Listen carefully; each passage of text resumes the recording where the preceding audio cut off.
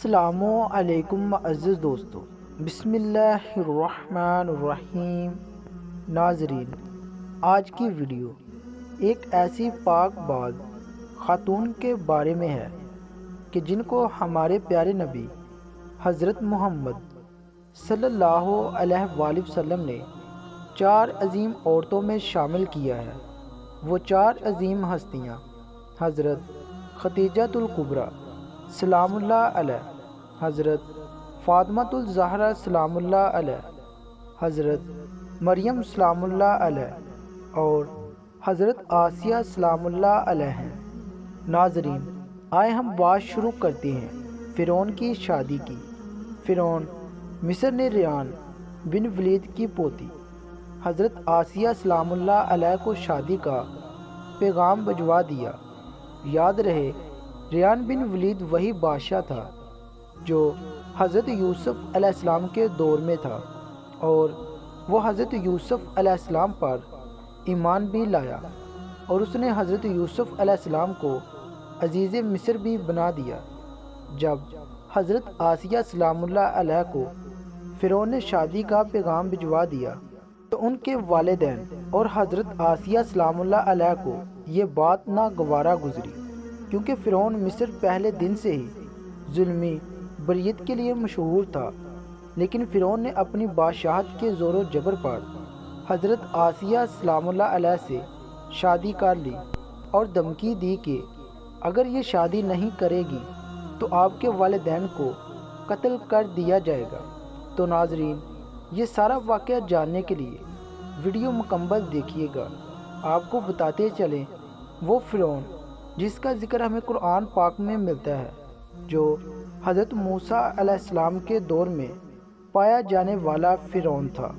فرعون بدبخت کا تعلق قبیلہ قطبیہ سے تھا اور اس کی عمر 400 سال تھی۔ اس 400 سال کی عمر میں نہ تو وہ کبھی بیمار ہوا اور نہ ہی کبھی اس کے سر میں درد ہوا، اور نہ ہی کوئی دشمن اس پر غالب آ سکا۔ اس کا چہرہ تانبے کی طرح چمکتا تھا، اسی وجہ سے یہودی اس کو قبوس کہا کرتے تھے۔ فرعون بادشاہ بننے سے پہلے محنت مزدوری اور تجارت کیا کرتا تھا۔ ایک دن یہ محنت مزدوری سے تنگ آ کر بازار کی طرف نکلا اور وہاں پر اس کی ملاقات حامان سے ہوئی۔ دیکھتے ہی دیکھتے ان دونوں بدبختوں کی ملاقات دوستی میں بدل گئی۔ اگرچہ یہ دونوں معلوم کام کی تلاش میں شہر کی طرف روانہ ہو گئے، اور ان دنوں شہر میں خربوزوں کی خرید و فروخت کا کام زیادہ تھا۔ اسی طرح یہ دونوں بدبخت ایک خربوزے والے کے پاس گئے اور اس سے کام مانگا۔ چنانچہ اس وقت اس خربوزے والے نے ان دونوں سے کہا، میرے خربوزے لے جاؤ اور بازار میں جا کر فروخت کرو۔ جب یہ مال تم دونوں فروخت کر لو گے تو میں تمہیں کھانے کے لیے کچھ دے دوں گا۔ اس وقت خربوزے والے کی یہ بات سن کر فرعون نے حامان سے کہا کہ تم یہی ٹھہرو اور میں یہ خربوزے لے جاتا ہوں اور بازار میں فروخت کر آتا ہوں۔ چنانچہ ایسے ہی کیا گیا۔ فرعون وہ خربوزے لے کر شہر کی طرف چلا گیا، اور وہاں جا کر فرعون نے دکاندار سے خربوزے خریدنے کا کہا۔ تو اس وقت دکاندار نے فرعون سے کہا، ہم تو سودا خودار پر خریدتے ہیں اور فروخت کرنے کے بعد اس کی رقم ادا کرتے ہیں، اور یہاں کا یہی دستور ہے۔ چنانچہ دکاندار کی یہ بات سن کر فرعون کچھ دیر کے لیے خاموش ہو گیا، اور پھر اسی وعدے پر وہ سامان فروخت کر کے واپس چلا آیا۔ واپس آ کر خربوزے کے مالک سے کہا، مجھے یہ کام اچھا نہیں لگتا۔ اتنا بول کر فرعون وہاں سے چلا گیا۔ اب فرعون کو کسی اچھے کام کی تلاش تھی جس کی وجہ سے فرعون زیادہ سے زیادہ مال و دولت اور روپیہ پیسہ کما سکے۔ اس کے بعد فرعون بادشاہ مصر کے دربار میں چلا گیا اور اس کی خدمات میں جا کر درخواست پیش کر دی کہ میں بہت دور سے آیا ہوں، میں بہت غریب ہوں اور مجھے کسی کام کی تلاش ہے، اور میں کھانے پینے سے بھی عاجز ہوں۔ برائے مہربانی اپنی سلطنت مصر کے شہر میں بطور فدوی مجھے کوئی کام دے دیا جائے اور اس غلام کو اس جگہ پر مامور فرما کر سرفراز کیا جائے۔ چنانچہ اس وقت فرعون کی یہ بات سن کر مصر کے بادشاہ نے کہا، تو کون سا کام چاہتا ہے؟ چنانچہ بادشاہ کی یہ بات سن کر فرعون نے کہا کہ مجھے مصر کے قبرستانوں کی دروگی دے دی جائے اور اس کے بدلے میں کچھ رقم فدیے کے طور پر شاہی خزانے میں جمع کروایا کروں گا اور باقی رقم اپنے پاس رکھوں گا، اور میری اجازت کے بغیر مصر کے اس قبرستان میں کوئی بھی مردہ دفن نہ ہوگا۔ یہ بات سن کر اس وقت کے بادشاہ مصر نے فرعون کو مصر کے قبرستان کی دروگی دے دی۔ چنانچہ اس طرح مصر کے قبرستانوں کی دروگی ملتے ہی فرعون بہت خوش ہوا اور خوشی خوشی جا کر قبرستان کے دروازے پر بیٹھ گیا اور انتظار کرنے لگا کہ اب کون آئے گا جو اپنے مردے کو قبرستان میں دفن کرے گا۔ ناظرین، اللہ تعالیٰ کے حکم سے ایسا ہوا کہ اسی سال مصر میں ایک وبا پھیل گئی، جس کی وجہ سے مصر کے بہت سارے لوگ مرنا شروع ہو گئے۔ فرعون نے جب یہ دیکھا تو اس نے ہر لاش کے بدلے ان کے وارثوں سے ایک ایک سونے کا درم لینا شروع کر دیا، اور اس کے بعد کچھ ہی دنوں میں فرعون کے پاس بہت ساری دولت جمع ہو گئی اور فرعون امیر ہو گیا۔ اتنا زیادہ مال و دولت اکٹھا ہو جانے کے بعد فرعون نے سوچا کیوں نہ مصر کے تمام قبرستان کو اپنے انڈر میں کیا جائے، لہٰذا فرعون نے ایسا ہی کیا۔ فرعون نے وقت کے بادشاہ کو بہت سارا پیسہ دیا اور مصر کے تمام قبرستان کی دروگی اپنے ذمے لے لی۔ چنانچہ اس طرح فرعون قبرستان کی دروگی کے ذریعے بادشاہ مصر کے خزانے میں بہت سارا روپیہ پیسہ جمع کرواتا، اور فرعون کے اس عمل سے بادشاہ مصر بہت خوش ہوتا اور بادشاہ مصر فرعون کو پیار اور عزت دینے لگا۔ چنانچہ اسی دوران اللہ رب العزت کے حکم سے ایسا ہوا کہ اس وقت مصر کا وزیر مر گیا، اور چونکہ فرعون اس وقت بادشاہ مصر کا بہت زیادہ قریب بندہ بن چکا تھا، لہذا مصر کے بادشاہ نے فرعون ہی کو مصر کا وزیر مقرر کر دیا۔ اقتدار ملتے ہی فرعون اقتدار کے نشے میں بدمست ہو گیا اور اس نے اپنے بدبخت دوست حامان کو بھی اپنے پاس بلوا لیا۔ اس وقت فرعون اپنے دوست حامان سے کہنے لگا کہ میں چاہتا ہوں کہ میں خدائی کا دعویٰ کروں اور ساری مخلوق مجھ کو خدا مانے اور میری عبادت کرے۔ فرعون کی یہ بات سن کر حامان بہت حیران ہو گیا، اور حامان فرعون سے کہنے لگا کہ اگر تو خدائی کا دعویٰ کرنا چاہتا ہے تو سب سے پہلے بنی اسرائیل کی تمام مخلوق کو اپنے ہاتھ میں لے اور ان کے دل میں اپنی محبت پیدا کر۔ حامان کی یہ بات سن کر فرعون نے حامان سے کہا کہ ایسا کرنے کے لیے آخر کیا جائے، اور یہ لوگ کس طرح مجھے اپنا خدا تسلیم کریں گے، کیونکہ اس وقت تمام لوگ حضرت یوسف علیہ السلام اور حضرت یعقوب علیہ السلام کے دین پر تھے، اور کسی طرح وہ لوگ اپنے دین کو چھوڑ کر فرعون کو اپنا خدا تسلیم کرتے۔ اس وقت فرعون نے اپنے دوست حامان سے اس کے بارے میں کوئی تدبیر نکالنے کا کہا۔ فرعون کی یہ بات سن کر حامان کچھ دیر کے لیے سوچتا رہا اور پھر یہ تدبیر نکالی کہ بادشاہ مصر سے یہ درخواست کی جائے کہ میں چاہتا ہوں کہ مصر کے تمام لوگوں کی تمام تر خواہشات مفت میں پوری کی جائے، اور ان لوگوں کے تمام تر اخراجات میں اپنی جیب سے ادا کروں گا، اور جو لوگ جو چیز بھی حاصل کرنا چاہیں وہ مفت میں حاصل کر سکتے ہیں۔ چنانچہ اس وقت بادشاہ مصر نے فرعون کی یہ بات سن کر اس کی یہ درخواست قبول کر لی، اور 1 سال کے لیے تمام مصریوں کو یہ رعایت فراہم کر دی، اور فرعون نے 1 سال میں ہونے والے تمام تر اخراجات کی رقم حامان کے ہاتھوں بادشاہ کے خزانے میں جمع کروا دی، اور پورے مصر میں یہ اعلان کروا دیا گیا کہ اس سال خزانہ آیتوں پر دستیاب ہے۔ ہم نے اپنی طرف سے تمام تر اخراجات کی رقم بادشاہ مصر کے خزانے میں جمع کروا دی ہے، اور مزید 2 سال کے اخراجات کی معافی کے لیے ہم نے دربار اعلیٰ میں درخواست کی ہے، اور وہ بھی قبول ہو گئی ہے۔ چنانچہ فرعون کی یہ بات سن کر مصر کے تمام لوگ بہت خوش ہوئے، اور مصر کے تمام لوگوں نے فرعون کی ترقی کے لیے خوب دعائیں کی۔ چنانچہ ادھر مصر کی عوام فرعون کے اس عمل سے بہت خوش تھی، اور ادھر چند دن بعد مصر کا بادشاہ اللہ کے حکم سے اپنی موت آپ مر گیا۔ چنانچہ اس وقت مرنے والے بادشاہ کا کوئی بھی وارث نہ تھا جو اس کے تخت پر بیٹھتا اور اس کی بادشاہت کو سنبھال لیتا۔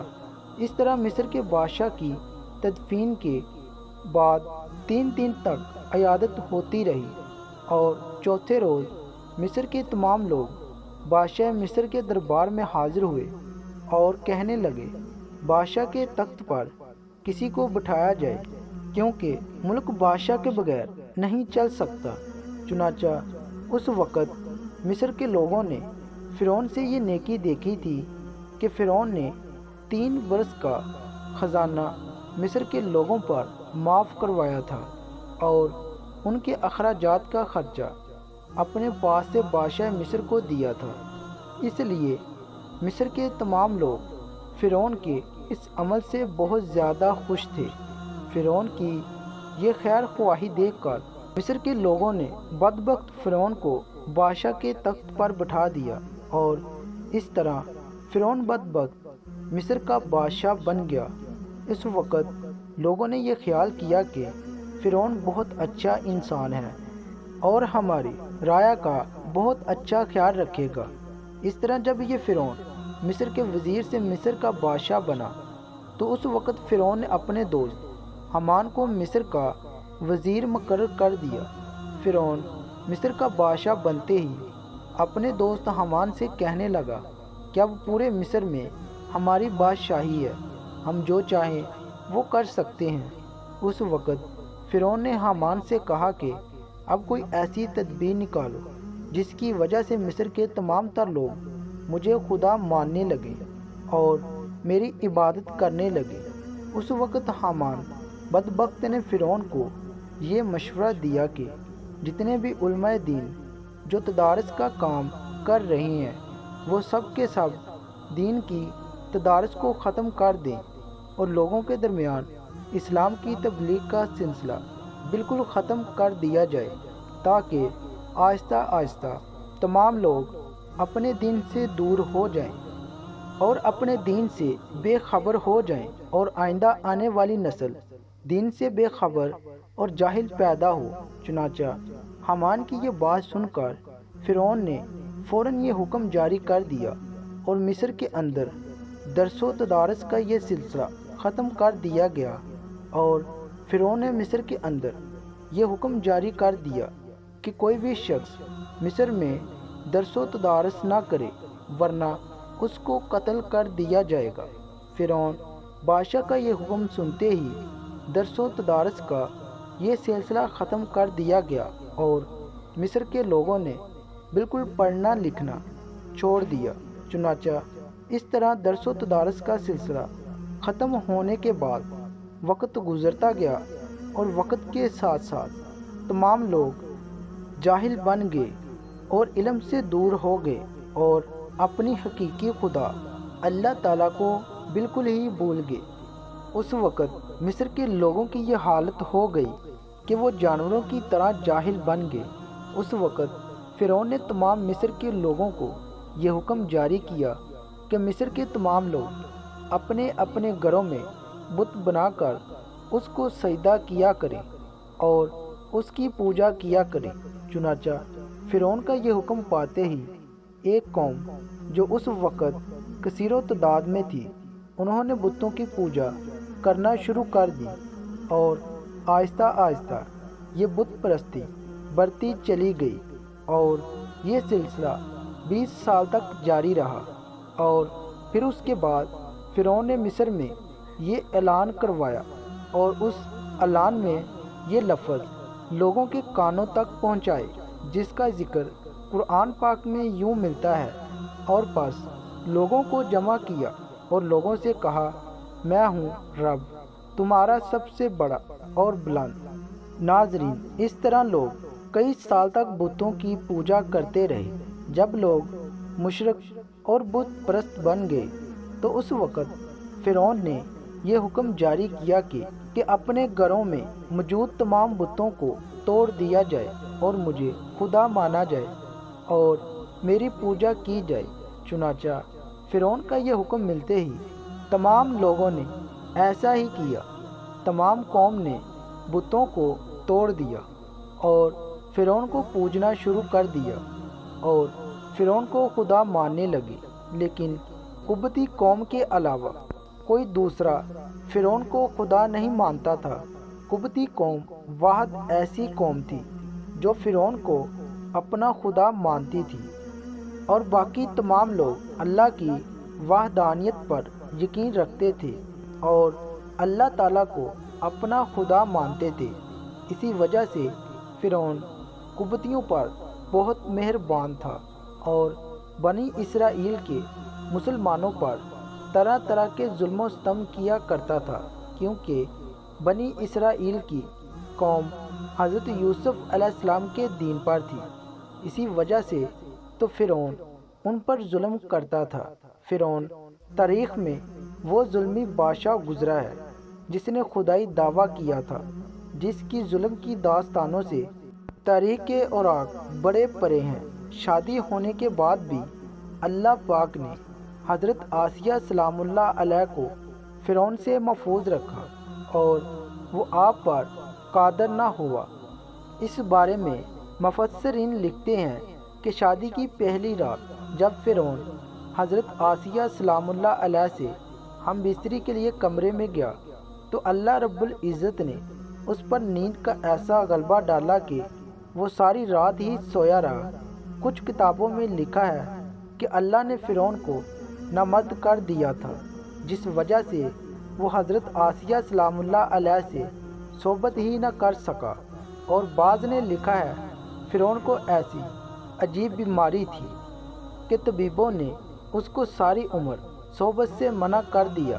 دیکھا جائے تو یہ بھی حضرت آسیہ سلام اللہ علیہ کی ایک طرح سے کرامت بھی کہ اللہ تعالیٰ رب العزت نے انہیں کیسے فرعون کے ناپاک جسم سے محفوظ رکھا۔ بعض روایات میں فرعون کی ایک بیٹی کا ذکر بھی ملتا ہے۔ ناظرین، آپ کو یہ بتاتے چلیں کہ وہ لڑکی انہوں نے کسی سے لے کر پالی تھی۔ ایک رات فرعون نے خواب میں دیکھا کہ اس کا محل نابود ہو گیا ہے۔ خوف و وحشت سے اس کا پورا وجود لرزنے لگا۔ اس نے نجومیوں کو بلا کر ان سے اپنے خواب کی تعبیر پوچھی۔ انہوں نے کہا کہ عنقریب بنی اسرائیل کا ایک بچہ تمہارے محل کو نابود کر دے گا۔ اس لیے فرعون نے حکم دیا کہ بنی اسرائیل میں جس کے ہاں بھی لڑکا پیدا ہو اسے فوراً قتل کر دو، لیکن اگر لڑکی پیدا ہو تو اسے قتل نہ کرنا تاکہ ان کی نسل باقی رہے۔ جب حضرت موسیٰ علیہ السلام پیدا ہوئے تو ان کے والدین نے فرعون کے سپاہیوں کے ڈر سے حضرت موسیٰ علیہ السلام کو ایک صندوق میں رکھ کر دریا میں ڈال دیا۔ دریا سے ایک نہر فرعون کے محل کے پاس سے بہتی تھی۔ یہ صندوق بہتا ہوا اس نہر میں چلا گیا۔ فرعون نے حکم دیا کہ اسے محل میں لا کر کھولا جائے۔ جب صندوق کھولا گیا تو اس سے ایک خوبصورت بچہ نکلا۔ قبطی زبان میں پانی کو منہ اور درخت کو سینگ کہتے ہیں۔ جب یہ صندوق پانی اور درختوں کے درمیان پایا گیا تھا، اس وجہ سے حضرت آسیہ سلام اللہ علیہ نے آپ کا نام موسیٰ رکھا۔ حضرت آسیہ سلام اللہ علیہ نے جب حضرت موسیٰ علیہ السلام کے چہرے پر نور دیکھا تو انہوں نے حضرت موسیٰ علیہ السلام کو اپنا بیٹا بنا لیا اور فرعون سے کہنے لگی، یہ بچہ میرا اور تیری آنکھوں کی ٹھنڈک ہے، اسے قتل نہ کرو۔ لیکن نامرد فرعون کہنے لگا، اسے تم رکھ لو، مجھے اس کی کوئی حاجت نہیں۔ حضرت محمد صلی اللہ علیہ وآلہ وسلم نے فرمایا کہ اگر حضرت آسیہ سلام اللہ علیہ کی طرح فرعون بھی اس بات کا اقرار کرتا کہ یہ بچہ اس کی آنکھوں کی ٹھنڈک ہے تو ضرور اللہ پاک اسے ہدایت عطا فرما دیتے، جیسے حضرت آسیہ سلام اللہ علیہ کو عطا فرمائی۔ حضرت آسیہ سلام اللہ علیہ کو اللہ پاک نے قرآن میں عورتوں کے لیے نمونہ بھی قرار دیا ہے۔ حضرت آسیہ سلام اللہ علیہ شادی کے پہلے دن سے ہی فرعون کے ظالمانہ اور کافرانہ اقدامات کے خلاف پہاڑ بن کر کھڑی رہی۔ حضرت موسیٰ علیہ السلام نے جب اعلان نبوت کیا اور جب محل میں جادوگروں سے مقابلہ کیا تو یہ دیکھ کر حضرت آسیہ سلام اللہ علیہ حضرت موسیٰ علیہ السلام پر ایمان لے آئیں۔ ایمان لانے کے بعد کافی دنوں تک انہوں نے اس بات کو فرعون سے چھپا رکھا، لیکن جب فرعون نے خدائی کا دعویٰ کیا اور لوگوں سے خود کو سجدہ کروانے لگا تو پھر حضرت آسیہ سلام اللہ علیہ کھل کر میدان میں آ گئی اور فرعون کے اس عمل کی سخت مخالفت کی۔ جیسے ہی فرعون کو پتہ چلا کہ میری بیوی بھی حضرت موسیٰ علیہ السلام کے خدا پر ایمان لا چکی ہے تو اس نے حضرت آسیہ سلام اللہ علیہ پر بھی ظلم ڈالنا شروع کر دیے۔ روز دن اور رات ان کو مختلف اذیتیں دینے لگا۔ فرعون جیسا کافر شوہر بھی ان کے ایمان کو چھڑوا نہ سکا، لیکن فرعون نے بہت زیادہ کوشش کی تاکہ کسی نہ کسی طرح انہیں راہ راست سے منحرف کر دے، لیکن وہ ایسا کر نہ سکا اور حضرت آسیہ سلام اللہ علیہ بھی اس کی تمام کوششوں کو ناکام بنا کر صرف خدائے واحد کی عبادت میں مصروف رہی۔ حضرت موسیٰ علیہ السلام کے چاہنے والے فرعون کے سپاہیوں کے ہاتھوں ظلم و ستم کی بھونٹ چڑھ رہے اور انہیں بے دردی کے ساتھ قتل کیا جا رہا تھا، یہاں تک کہ فرعون نے حضرت موسیٰ علیہ السلام پر ایمان لانے والے ایک شخص کو، جسے قرآن کریم نے مومن آل فرعون کے نام سے یاد کیا ہے، بڑی ہی بے دردی سے قتل کر دیا، جس کے بعد حضرت آسیہ سلام اللہ علیہ کے صبر کا پیمانہ جھلک اٹھا اور کھلم کھلا فرعون کی مخالفت کرنے لگی۔ فرعون میں غیظ و غضب کی آگ بھڑک اٹھی اور اس نے اپنی زوجہ محترمہ حضرت آسیہ سلام اللہ علیہ کو بہت ہی دردناک طریقے سے اذیتیں پہنچائی۔ اس ظالم نے ان پر بڑے بڑے عذاب کیے، ان کو بہت زیادہ مارا اور زدکوب کیا اور چمیخا کر دیا، یعنی 4 گھٹنوں میں آپ کو گاڑ دیا۔ حضرت آسیہ رضی اللہ تعالی عنہ کے چاروں ہاتھوں پیروں میں لوہے کی کیلیں ٹھوک کر چاروں کونوں میں اس طرح جگڑا دیا کہ وہ ہل بھی نہیں سکتی تھی، اور بھاری پتھر آپ کے سینے پر رکھ کر ان کو ریت پر دھوپ میں لٹا دیا اور پانی بند کر دیا۔ اللہ اکبر! ایک دفعہ ذرا سوچے تو صحیح دوستو کہ تن تنہا عورت اور ظالم و جابر شوہر کا محل ہاتھوں اور پیروں میں کیلیں ٹھوک دی گئی، گرم ریت پر لٹایا ہوا ہے اور سینے پر ایک بھاری پتھر رکھ دیا گیا ہے، پھر بھی حضرت آسیہ سلام اللہ علیہ ایمان پر عزم و استقلال کے ساتھ ان مصائب کے باوجود قائم دائم رہی اور فرعون کے کفر سے خدا کی پناہ چاہتی۔ ایک روایت تو یہ ہے کہ فرعون نے حضرت آسیہ سلام اللہ علیہ کی کھال اتار دی اور پھر ان پر چٹان کو گرا دیا۔ اللہ اکبر! آپ کا مزار پر نور مصر میں ہی واقع ہے۔ تاریخ انسانی میں حضرت آسیہ سلام اللہ علیہ کا ایمان پر قائم رہنا اور عزم و استقلال ایک بہت بڑا درس ہے۔ اس میں کوئی شک نہیں کہ عورتوں کے اندر اتنی طاقت موجود ہوتی ہے کہ وہ ہر طرح کے ظلم و ستم کے آگے پہاڑ بن سکتی ہے۔ اللہ پاک سے دعا ہے وہ ہم سب کی بے حساب مغفرت فرمائے۔ اللہ رب العزت ہمیں نیکوکاروں میں شامل فرمائے، ہمارا خاتمہ بالخیر فرمائے، آمین ثم آمین۔ ناظرین، کمنٹ باکس میں ایک بار صلی اللہ علیہ وآلہ وسلم ضرور ٹائپ کیجیے گا۔ شکریہ، اللہ حافظ۔